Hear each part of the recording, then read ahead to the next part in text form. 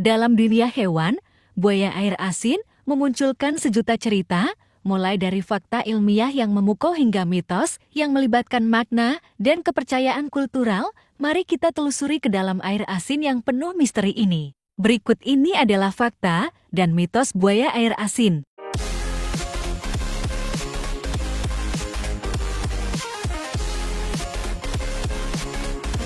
Nomor 1. Semua buaya air asin bersifat agresif. Mitos bahwa semua buaya air asin bersifat agresif adalah salah kaprah. Faktanya, perilaku buaya air asin dapat bervariasi secara signifikan antara individu dan spesiesnya. Sementara, beberapa buaya mungkin bersikap agresif dalam situasi tertentu, banyak yang lebih suka menghindari konflik dengan manusia. Sebagian besar buaya air asin lebih cenderung bersifat pemalu dan hati-hati terhadap kehadiran manusia. Mereka seringkali akan menghindar atau berenang menjauh daripada menyerang, kecuali jika mereka merasa terancam atau terganggu. Adalah penting untuk memahami perilaku alamiah buaya dan menghormati wilayah mereka untuk mencegah konfrontasi yang tidak diinginkan.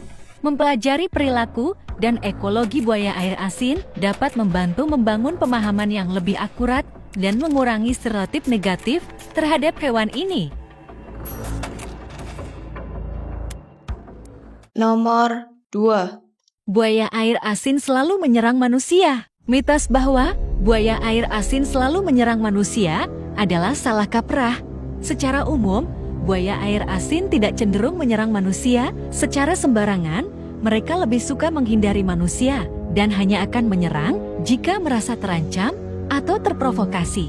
Serangan buaya terhadap manusia relatif jarang terjadi dan sebagian besar interaksi antara manusia dan buaya berlangsung tanpa insiden. Penting untuk memahami bahwa keberadaan manusia di habitat buaya memerlukan kehati-hatian dan pemahaman terhadap perilaku alamiah hewan tersebut. Menghormati wilayah buaya dan mengambil langkah-langkah pencegahan dapat membantu mengurangi risiko konflik dengan buaya air asin.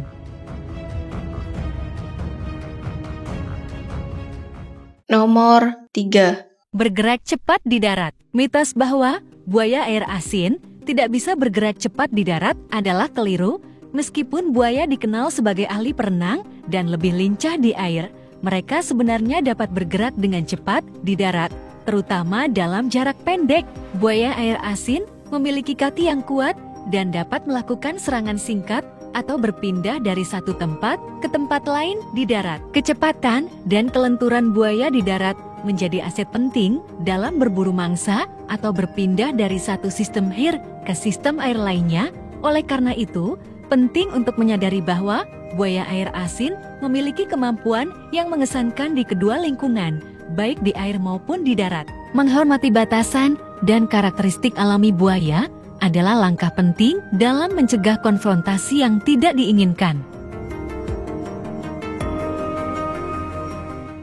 Nomor 4. Buaya air asin hanya hidup di air asin. Mitos bahwa buaya air asin hanya hidup di air asin adalah keliru.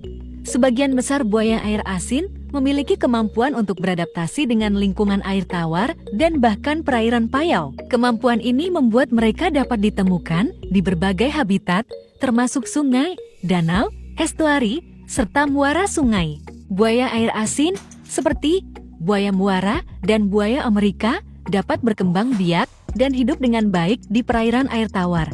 Oleh karena itu, mereka tidak terbatas pada habitat air asin saja. Keanekaragaman lingkungan hidup buaya air asin menunjukkan kemampuan mereka untuk beradaptasi dengan beragam kondisi perairan, menjadikan mereka sebagai spesies yang sangat fleksibel dalam hal habitat. Nomor 5. Kulit buaya menyembuhkan penyakit. Mitos ini muncul dengan klaim bahwa kulit buaya memiliki sifat penyembuhan dan dapat digunakan sebagai obat untuk mengatasi berbagai penyakit. Meskipun terdengar menarik, klaim ini tidak didukung oleh bukti ilmiah yang kuat. Tidak ada bukti ilmiah yang menunjukkan bahwa kulit buaya memiliki kemampuan menyembuhkan penyakit pada manusia. Klaim ini lebih bersifat mitos dan seringkali berasal dari kepercayaan tradisional. Kulit buaya sering digunakan dalam pembuatan barang-barang kulit seperti tas, sepatu, dan aksesoris. Namun, penggunaan ini lebih terkait dengan nilai estetika dan kekuatan bahan, bukan sifat penyembuhan. Mengandalkan kulit buaya atau produk yang mengklaim memiliki sifat penyembuhan tanpa dasar ilmiah dapat menyebabkan pengabaian terhadap pengobatan medis yang efektif. Penting untuk mendekati klaim semacam ini dengan skeptisisme dan mencari saran dari profesional kesehatan.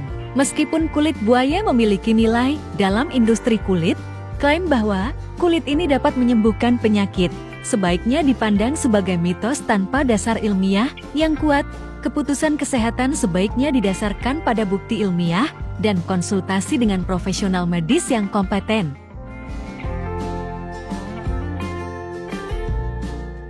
Nomor 6. Pelindung atau penjaga keramat. Mitos yang melibatkan buaya sebagai pelindung atau penjaga keramat seringkali mencerminkan pandangan masyarakat terhadap hewan ini sebagai entitas spiritual yang memiliki keterkaitan dengan keberkahan dan keamanan. Dalam mitos ini, buaya diyakini berperan sebagai penjaga tempat-tempat keramat seperti danau, sungai, atau gua yang dianggap memiliki nilai spiritual. Masyarakat meyakini bahwa kehadiran buaya dapat menjamin keselamatan dan kesejahteraan lingkungan tersebut. Dalam beberapa mitos, buaya dihubungkan dengan roh leluhur atau entitas gaib lainnya. Masyarakat meyakini bahwa buaya berfungsi sebagai perantara antara dunia manusia dan roh-roh keramat, menjadikannya penjaga yang efektif. Mitos ini sering menggambarkan buaya sebagai simbol keberanian dan kekuatan. Penempatan buaya di tempat-tempat keramat diinterpretasikan sebagai bentuk perlambang bahwa tempat tersebut diberkati dengan keberanian dan kekuatan alam. Beberapa mitos mungkin mengaitkan keberadaan buaya dengan pelaksanaan ritual keagamaan atau upacara peribadatan. Buaya dapat dianggap sebagai bagian yang penting dalam menjalankan tugas spiritual tertentu dalam konteks kegiatan keagamaan. Mitos tentang buaya sebagai pelindung atau penjaga keramat mencerminkan cara masyarakat menghormati dan memandang hewan ini sebagai bagian integral dari warisan budaya dan spiritual mereka. Kepercayaan ini seringkali memperkuat keterkaitan antara manusia, alam, dan dunia spiritual.